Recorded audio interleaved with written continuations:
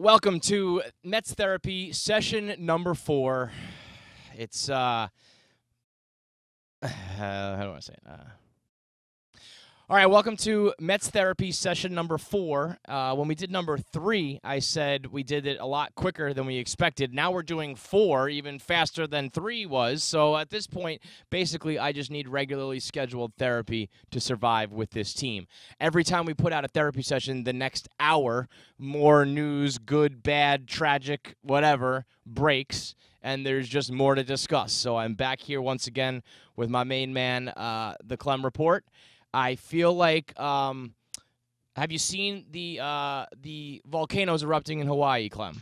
I feel like that was you. You actually plummeted back down to earth from Mets optimism land. You smashed into the ground and you forced a fucking volcanic eruption in Hawaii.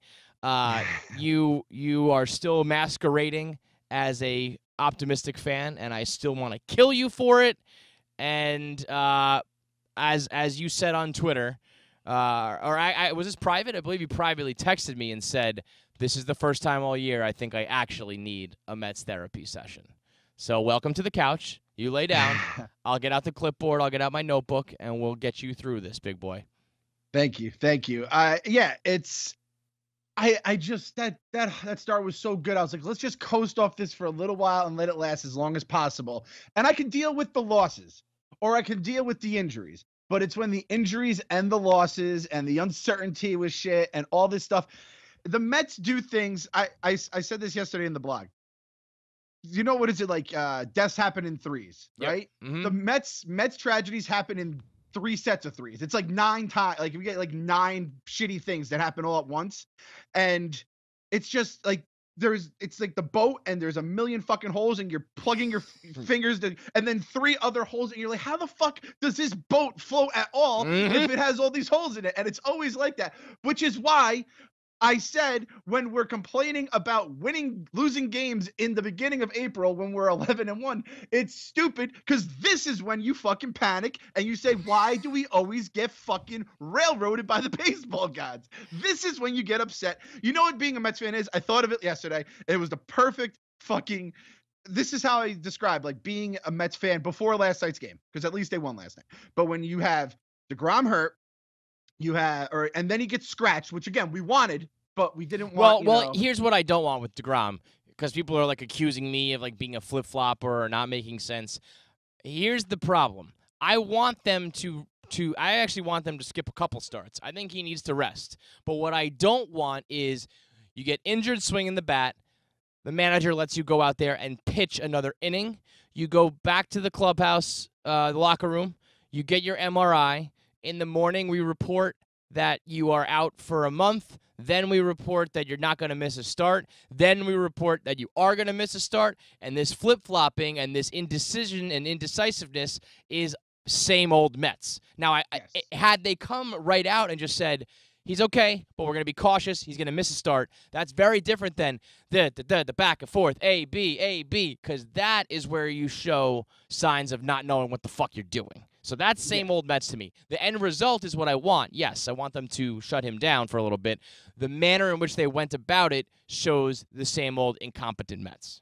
Yes, 100%. And for all the shit we gave Ray Ramirez, who I think was part of the issue, we've all read the articles. Like, it sounds like Jeff Wilpon has his hand in a lot of this shit, too. Of course he does. And if he's still there, and then I know they had our boy McAfee loves that guy Barwood. He swears by Barwood. Loves the guy. But it's a football trainer, not a baseball trainer. Right, it's a different fucking sport. But that was my biggest thing. So this is how I felt yesterday. This is the perfect way to describe being a Mets fan. The Degrom stuff, the back and forth, we might not see Degrom for like another 3 months. I wouldn't be surprised. Yo had his hip injury. We went winless at home. We DFA'd Matt Harvey. So the Matt Harvey fucking era is over just like that. And it's like, and the Yankees are winning across town. Being a Mets fan, I felt finally back at home, and being a Mets fan is being the Alonzo Mourning gift. You just shake your head, and then you say, yep, this is what it is now. Like that is the way I felt in my soul. I said, I feel like the Alonzo Mourning gift, and there's no other way to put it, being a Mets fan. That's perfect, because it's like, but the thing is, ultimately at the end of the day, being a sports fan should be a choice, but it's not for us. Like we should just be like, no, we're not going to do this anymore. But we do the Alonso, like, well, okay, because we're trapped. Like I always say, you don't choose Mets life. Mets life chooses you, and we just have to shrug our shoulders like Zoe did and accept our fate and just be like, yep, this is how it's going to go. Now, let's get into all of it. Matt Harvey DFA'd. Good riddance. Goodbye. Are you on me? Are you on that train with me or what? Okay, so this is I'm kind of torn into. I'm with you on that because let's be honest, it's over. It's fucking over. But then I've gone back the other way because I've been reading all the people on Twitter and the some of the writers who are a little more jaded than most that are saying like he's well, you called him a bust, but people are saying he stinks, he was overrated. Matt Harvey got hurt and he's no longer as good as he was before he got hurt. He got hurt with the Tommy John. He probably shouldn't have, what is it, the most innings ever post Tommy John in 2015. Of course, the Mets go to the World Series when they need one of their guys to fucking rest his arm. That's just Mets fuck. Of course. That's Alonso Mourning. Alonso Mourning shit. They did not have any choice. Like Harvey had to pitch the way he pitched. It was not like a down season where they could have just let him recuperate. So that was just. Again, that's ultimately the Mets, too, when people always say to me, like, why are you complaining? It's not that bad. You've been to the World Series a couple times in recent years. And it's like, even when things go good for the Mets, they're going bad. So you make it to the World Series in 2000, but you lose to the fucking Yankees. You have a phenomenal team in 2006, but you have this Wainwright curveball that, like, lives on in infamy. 2007, you have the collapse. You go to the World Series with the Royals, and you have one of the most improbable 5-game losses ever where you led for 90% of the series but somehow still lost the games. And Matt Harvey, like, your pitcher, you're making a nice run into the playoffs, but it comes basically at the expense of a pitcher who is never going to be the same because you had to work him too much. It's just, even when things are good, they're bad. Yep. Remember how much shit we gave Harvey and Boris when they said, like, we're going to take, the innings limit and we're not going to pitch? And it's like, again, I don't know how much that had to do with everything. He's Kenny Powers. He really is Kenny Powers. He was a fucking stud. He was an asshole. He had electric shit. And then it all kind of fell apart. He got hurt. He was kind of a dick. And it all probably added up to what this dickhead is now. And he's probably going to go play in fucking Mexico now because who fucking wants Matt Harvey? I mean, listen. I fully understand that Matt Harvey is the primo perfect example of a guy who just needs to change the scenery. He still has the talent deep down. He just needs something to snap and change, and he'll wear the pinstripes, and he'll go throw a no-hitter, and he'll win a World Series. I totally get that he will probably have, I don't think he's ever going to be what he's supposed to be, but I think he will have a successful second act elsewhere, but it was never going to happen for the Mets. So I'm okay with that. It's like there are certain times you need to acknowledge this relationship isn't working. I'm going to break up with you. And you know what? You're probably going to go on and find a new boyfriend, and he's going to be awesome, and people are going to be saying, wow, can you believe that this guy gave up on this girl? And it's like, yes, I understand that's how it looks, but you have to understand that this relationship was never going to work between us. So the Matt Harvey thing came to an end. It was tumultuous. It was good at times. I don't want to say it ever got great. I think it was very, very good at times. I think it was very, very ugly and embarrassing at times, and it has run its course. There was no chance of him, re-signing here anyway. There's no chance of him getting the big money that he wants from the Mets. He wasn't going to get the big money from the Mets even if he was good, let alone if he was bad. And clearly, I think there was probably some sort of final straw where they had a real blowout argument, like, you need to take a minor league assignment. No way, fuck you. All right, well, then we're done here. I think that's the smart move. It's like that guy was going to be a cancer or a problem or a headline or a lightning rod from now until the end of the season. There's no future with him anyway. Just get him out of town. If he goes elsewhere and performs, so be it. That's just, you gotta just deal with that. So I, for one, I'm happy the Matt Harvey experiment, I don't want to call it experiment, Matt Harvey era came to an end because it was fucking exhausting. It was hard as a blogger.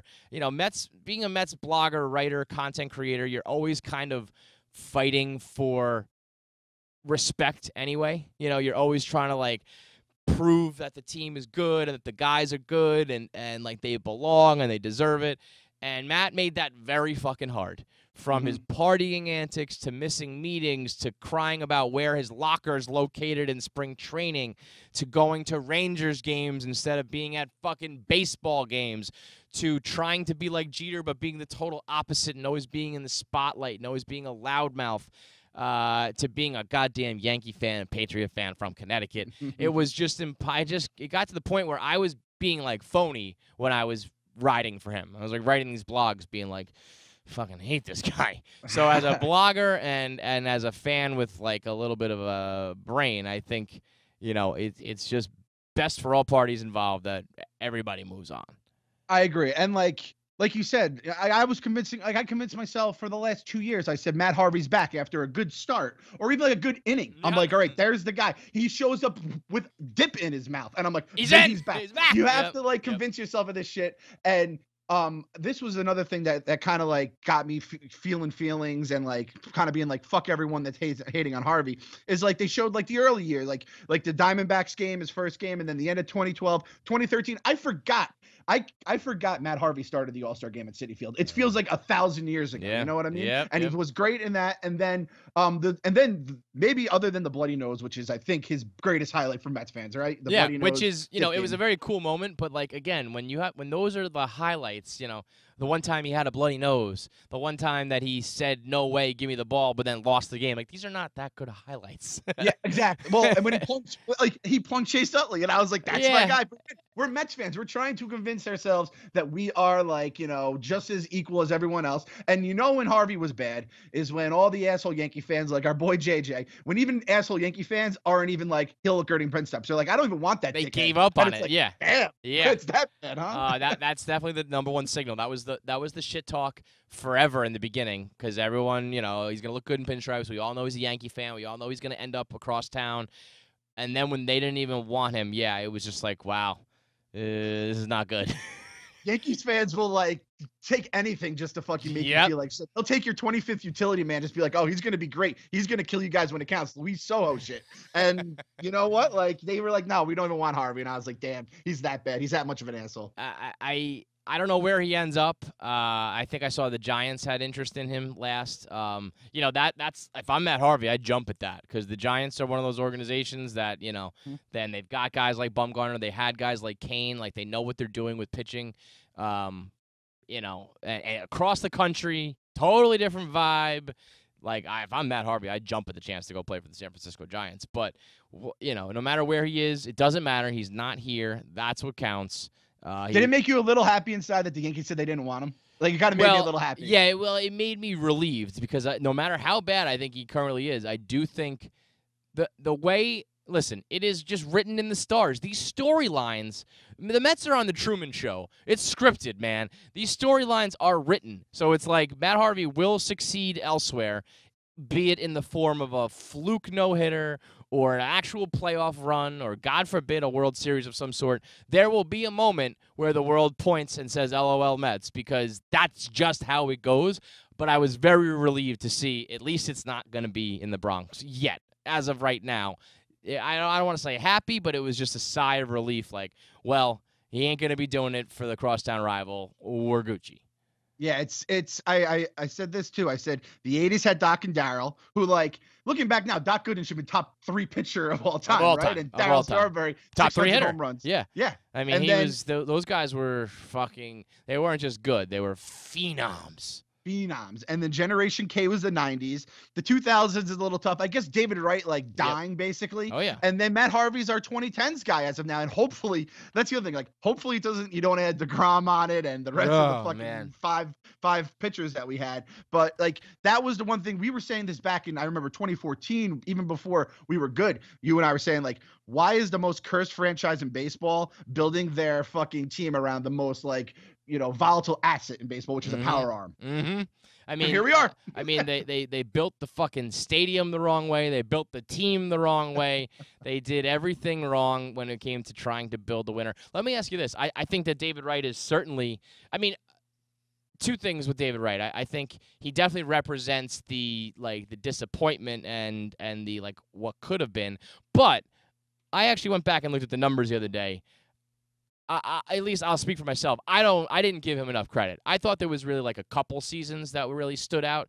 It was a solid like 5 or 6 year stretch where he was doing the damn thing. I feel like he never quite, except for that 2007 season, he batted like 325 and he had 30 home runs. I feel like he never really put the power and the consistency together. There was a season where he was batting like 340 or 50 or something, but his power numbers were way down, and then vice versa. He never like fully put it together for a seriously long stretch, but there were some years where he was probably the best third baseman or top 5 or 3 third baseman in all the league, and he did it for a serious chunk of time. So maybe I'm just speaking for myself, but I tend to look back on the Wright situation as like a total disaster, and that's just not true. The team around him and the years in which he did it were not good, but he did pretty much all that he could have. My question to you is, where do you put Reyes? Do you feel like he was? I mean, he won the batting title that year. He was, he used to run amok on the bases. He had a stellar arm, a good glove, but, would you say that Reyes panned out for the Mets? I think he panned out, and he was a rare New York star that left New York, and it was because, the Mets are owned by the Wilpons. Yep. And, to be fair to the Wilpons, too, like, if they paid him all that money, we'd be freaking out about Reyes. And what they should have done was traded him. It was just crazy that they got nothing for him. To let him walk is bananas. I had no problem not paying him. They kind of really screwed themselves because it came in the same year he got a fucking batting title. But just letting him go was really the way they mismanaged that. Yeah, and they mismanaged. I mean, it's mismanaged from the jump. They moved him to second base because we signed Kazmat. So it's like this team just remember when they tried to change the way he ran? They were like, he needs to run with his legs and his back straight because blah, blah, blah. It's like, Jesus Christ, you guys are such assholes. It's just, it's one of those things where, for the most part, we have these pitching disappointments, Generation K and the 5 aces. But you had a left side of the infield that was, potentially like 2 Hall of Famers. And, you kind of got a little bit of a Doc and Darryl situation. Obviously not with drugs and whatnot, but it's just I don't think you can say either of those guys reached their potential, be it because of injury or attitude or just just not being as good as we thought. But that was exciting when they came up, and I don't know. When you look back on it, there's just nothing to show for it. It's going to be the same thing as Matt Harvey. You look back on it, and there was some moments, but the body of work is just not really there. No, you're right, 100%. Or no, I shouldn't say that. The results were not really there because, again, the body of work was there for Wright, and people and those guys all had their moments, but the results are just not there. Wright is he just disappeared from us. Like, he just one day just vanished, and he came back, pumped the fist in Washington, and then that was it. And it's depressing. And like the thing about Wright that hurts more than Reyes. I mean, Reyes in his own sense was electrifying, and the crowd loved him. But Wright just seemed like, I just love David Wright. You know what I mean? Yeah. He's Absolutely. such a great guy. Absolutely. Thing is, it's all, and myself included, but like the pessimistic Mets fan who would ride on him when how many times did he, it was like man on third, 1 out, and David Wright couldn't get him in, and we busted his shit for that. Or if he had the shitty his lollipop throws, that's which the caused thing problems. that only Mets fans will really know. Like when you watch those little fucking pussy rainbow throws, like just zip the ball across the diamond like a man. If he fucking threw that ball to Lucas Duda, Lucas Duda would have had even more time to throw out Hosmer at the plate. I mean, up. He still would have. I know he still would have airmailed it, but yeah, the glove. I mean, when David Wright was winning Gold Gloves and being considered like an elite third baseman, I remember sitting around like, are we talking about the same guy? Like his literal glove, he used to make some awesome catches and some great stabs, but when it came time to throw the ball across the diamond, I was like, this guy needs to be at second base. Fucking can't throw across the diamond. Ryan Zimmerman shit. Yeah. I know Zimmerman were like the same place too. It's like, it's crazy how it all works out, but it really just is like, and I think he owns he's either owns or is close to a lot of the records in it's because we haven't had any. Well, Darryl has also those, and he fucking flamed out obviously by the 90s, and we then built a park that was anti everything David Wright is. It was like they honestly did it backwards. Like they had the blueprint upside down or something. They really did, man. Everything they do is backwards. And then so we, thank God the Mets are playing the Cincinnati Reds right now, because if there's any team that can help you end the skid and potentially sort of I don't even want to say right the ship because there's a lot to be done, but I'll say stop the bleeding. There's a team to stop the bleeding against right now. It's the Cincinnati Reds. They are just dreadful. They are a woeful, pitiful team right now. But it comes after a 6-game sweep, 6-game losing streak, including a beatdown by the baby Braves that gave me some Chipper Jones, Turner Field, Brian Jordan, Julio Franco type of PTSD where I was like, holy shit, we got shit pumped against the Braves. I mean, that's scary, man, because I mean they took first place from us. They're a young team. Tehran he's all up inside my head. He is living rent free in my brain. And they're a franchise that's kind of doing it right. You know, they had their sustained excellence forever, and then they basically kind of, they have their own process where they were going to be bad for several years, but they had their game plan, and they're seeing it start to come to fruition. So it's just scary when the Mets are the opposite of that. They've kind of always, even back to, you date back to like the mid-2000s where it was like, all right, we need a reliever, let's go get K-Rod. Okay, wait, now we need starting pitching, you got Glavine. It was always reactive. It was always Band-Aids on a gunshot wound. And then you see the Braves who are just systematically doing things right. And when you see us get absolutely smoked like that, it's like, this is not a good sign. And then to just follow it up with a sweep by the Rockies, the only reason I didn't Cuncel during that, I think it was a 5-run first inning, I believe it was, against Noah. Yeah. I was at a wake. Really? I wasn't watching because I physically don't think I would have been able to not Cuncel in that first inning. I think my body would have just had to deliver the Cuncels. So the only reason I haven't is just because I wasn't by the TV that night. And I was prepared. If the Red Series went south, I was prepared. I think if they got swept by the Reds, you'd have to Cuncel. So the fact that they won that first game, it's a stay of execution, I'll say. My spidey sense went up in that 5-run first inning. I thought it was Mother's Day all over again. And it would have been. Cuncel. It would have been. It's just by chance that I wasn't there. Because it's like the Braves are like the boogeyman that we've known for years, but it's either like a Braves series, a Philly series, a Yankees series. I Cunceled on the Yankees series last year when I saw Reyes was playing the outfield. I just said that was it. I remember that. I remember because I was waiting for you to do it, and you were like, "Fuck it, Jose Reyes is in the outfield. Cuncel decides." But it's either that or it's against a team that I just don't give. Like the Rockies, if I have to name all 30 baseball teams, like the Rockies are like the last 3 I can remember because I'm like, who gives a fuck about the Rockies? Seriously, fuck the Rockies. Agreed. So then, like, I think it was a 23-0 run that teams had gone on the Mets, which is like, it's crazy in basketball or football to go, I have a team going a 23-0 run on you, let alone fucking baseball. So then I was just like, KFC's just going to Cuncel it right now. Thank God. I shouldn't say thank God you're at that wake. That's kind of fucked up to say. But thank God you weren't watching the Mets game in general. You know where it really coincided? You know who was to blame for this, don't you? Who? Mike Francesa. Oh, up until last night, the Mets had not won a ball game since the return of Mike Francesa, which is so perfect. Again, it's like, and then let me just say, the third part here of therapy session number 4 is all of this coinciding with a monster Yankees run, a monster run filled with dramatics and walk-offs from rookies and DD and 14-1 and chasing down the Red Sox as they lead into this series in the Bronx, or is it in Fenway? Either way, Yankees, Red Sox, it is all of the Yankee dramatics, all of the Yankee success, everything coming together for them. I mean, everyone's cold taking all my tweets about the Yankees, which, of course, I mean, I deserve it because I was dead-ass wrong. But, like, my tweets were like, listen, guys, listen, Yankee fans, not all of your prospects are going to pan out. Well, guess what? They are.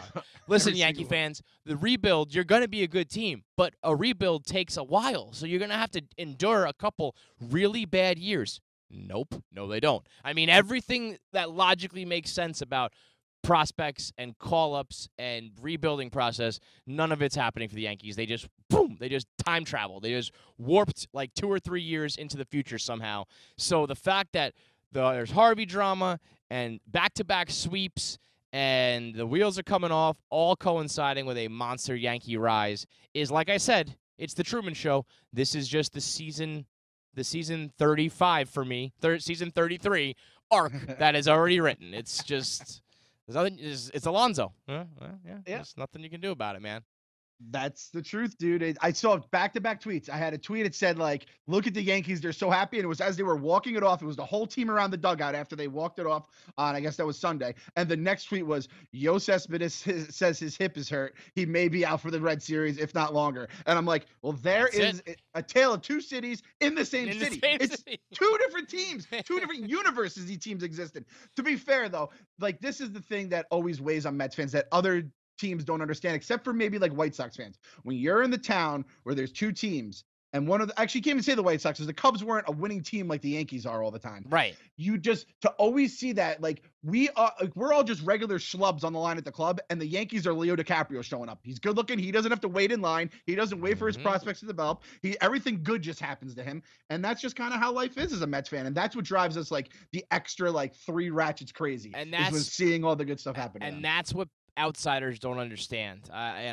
A lot of my followers will chime in being like, you're not the only team that loses. Why, like I said, you've had recent success. Why do you complain? You will never understand the dynamic of being a 2-city town, one of which being the greatest franchise in all of sports. Like you said, the Cubs are the popular team. They were, the most pitiful franchise in history prior to their World Series win. So they're brothers. I mean, the sons of Uribe, we are brothers in arms as far as failing franchises. No other city. Are there any? I mean, I guess the Bay Area, like in California, you kind of have like Angels, Dodgers type of in Southern California, like you have that type of vibe, but not really. Like it's not nearly the same. There's only one situation, and the same goes for football with the Jets and Giants. It's an X factor where the losers of the bunch have to live their lives 24/7 with the winners, the class of sports. And if you're not living it and you're not in it, you'll never get it, so don't even bother. I'm not even going to try to explain myself to you as to why we're that much more miserable than any of the other classically pitiful franchises, because there's that X factor looming over your everyday life all the fucking time. Lakers Clippers. It's Lakers Clippers too. That's a good one too. Yes, but LA is different because they don't care. You just don't care. If you're a Clippers fan, you're just like, I'm going to go to the beach. Whereas Mets fans, it's like it's our fucking lives for some god awful reason. So I mean, good. How what do you think Aaron Judge would be right now if he was a Mets prospect? I'd say he would have made it to AAA. He'd be a 220 hitter. And he'd be Dave Kingman, a shitty Dave Kingman, if he was a Met. He would have been. Best case. He would have been what he was when he first came up for that brief period before he really put it together, where he just struck out every single time, and was just a giant oaf. He's just like 9 feet tall, but sucks. Yeah, I mean these are things that it's just like. It's like the same thing with the Jets. Like Sam Darnold would probably be great for the Giants, but he's going to be on the Jets, so he'll probably stink. Because it's just this is the way it goes. It's written in the stars. It's written in ink. It's written in stone. You can't stop it. So last therapy session, I said to you, Clem, what are you going to do when a week from now, 10 days from now, the Mets are 19-19, and we see where this is trending, and it happened even quicker than that, my friend. I mean. They're a 500 team. They're just a 500 team, Clem. We're alive. That's all we have to say is we're alive. Listen, I mean, they're a 500 Clem. They're a 500 team. They're a 500 team. When Clem, we are worse than Clem, they're a 500 team. All right, listen, hear me out. We have a 500 team. We have an Irish guy in the rotation. Look at the Irish. Like I am grasping. Who the fuck is that guy? This fucking guy over here. And he got it. Like he didn't get the win last night, but he was, led the team to a win. I mean, we're talking about the Cincinnati Reds. I sincerely hope so. Like I grasp at straws, and then the straws become fucking like cinder blocks, and then I sink with them. But this is the thing: if the Mets are terrible, I just don't care about baseball altogether. Like I'm not gonna if the Giants stink, I'll be like, all right, I'll still watch football. I got my fantasy team. I'll still watch the sport. I couldn't give a flying fuck about baseball once the Mets are just in their typical shitty. Everyone's hurt. 10 games under 500. If we're 500, we're alive, and that's all I can ask. Well, I'll say this: I didn't Cuncel, but I did feel a great amount of indifference during the Rockies series where, we got playoff basketball on. Usually, like, I will watch a meaningless Mets game over anything at all, period. But we got playoff basketball on. I even started to dabble in a little bit of the playoff hockey. I got the radio show. I want to be able to talk about the Bruins. And I found myself just not even really worrying or concerning myself. I popped, I had SNY on my last on the remote. I had my, my score app open on my phone. I was keeping an eye on it, but I turned a little bit of a corner where I was just like, it's definitely just going to be one of those seasons again. I mean, they're just not that good. And this is my thing, man. I know that, that God damn it, that start was the worst thing that could have happened to us. I didn't want to get my hopes up. I didn't want to get pulled in. And I don't know what to do here because now I got these fucking people chirping me. And I got people being like, when I say, like, the Mets stink, they're like, the same people who a couple weeks ago were being basically like, why can't you just enjoy it? Why are you being so pessimistic? Are now like, well, that's not what you were saying a couple weeks ago. Like, yes, I was being pessimistic during the hot streak, and now I'm being pessimistic again, and they're acting like I'm flip-flopping. I can't win. It's like either way, no matter what, you guys are fucking trashing me when it's just like, listen, I'm right all along with this team because they do this all the time. You can't have that both ways. If you're going to accuse me of being pessimistic, you can't then turn around and be like, oh, wow, you were singing their praises a couple weeks ago. No, I wasn't. The whole time I've been saying the same thing. They're not that good, and the Mets are always going to break our hearts. You can't sign Todd Frazier and Jay Bruce and then complain when you got Todd Frazier and Jay Bruce. I mean, this lineup is a bunch of guys who were basically acquired on the cheap or for really good value on small contracts, but you get what you pay for. Somebody said to me, well, who would you have wanted? I don't know. How about J.D. Martinez? How come he was not even, like, considered for the Mets? How come when he was having that, that little back-and-forth game of chicken with management with the Red Sox, how come the Mets wouldn't swoop in and give him a sixth year and just fucking do it? Why was that not even remotely possible? Because I'll tell you what, right now, I would love to have him in the fucking outfield. He's doing pretty goddamn good in Boston. And you know what? Like, the Orioles are absolutely disgustingly bad. Manny Machado is going to be available. Now, I don't want him to be a rental, so it would have to be some sort of fucking, like sign and trade type of thing where you trade and sign, where you get him locked up. But, like, these are the things that I want. That's the kind of shit that I want to be in on, and it's just like Met fans got so content with these dumb value signings. Like, they fucking care that Sandy Alderson, figured out a way to keep the payroll down. You went out and you got Jay Bruce, Todd Frazier, and Adrian Gonzalez. Yep. No, and you get what you fucking pay for.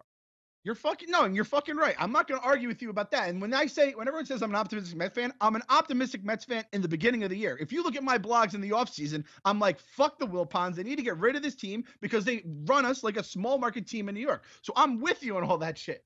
It's just, if you don't, in my opinion, if you fucking want to bail on the team in the third week of April because they lost a game to the Nationals, then then don't fucking be happy 2 days later when they put an 8 spot on the Nationals. You're out. You're fucking out of the season. Don't even start. No. Don't tell me that, because I'm in a relationship with the Mets, and I love hard and I hate hard. Me and the Mets are like, and don't get me wrong, you have every right to hate me, but I'm the guy who's like at the bar with his girlfriend and she's drunk and we're fighting and there's crying and we're doing a public massacre of a fight that should all be behind closed doors, and everyone's like, wow, like this is doomed, they're gonna break up. And then like 2 days later you see us like lovey-dovey schmoopy and you're all like, what the fuck is going on? That's me. That is exactly how I roll. And so no, I am going to be mad when I see the Mets lose in a manner that is basically like tied directly to the management being cheap.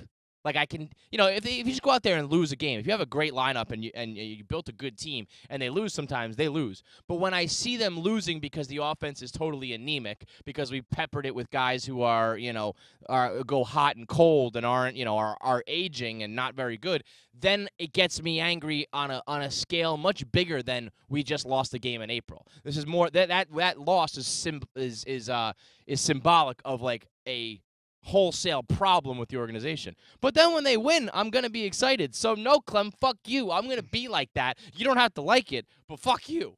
You know fuck who you are? Clem. Fuck you. You know who you are? You and the Mets are Ronnie and Sammy Sweetheart. You Yes! guys run hot and cold. Run.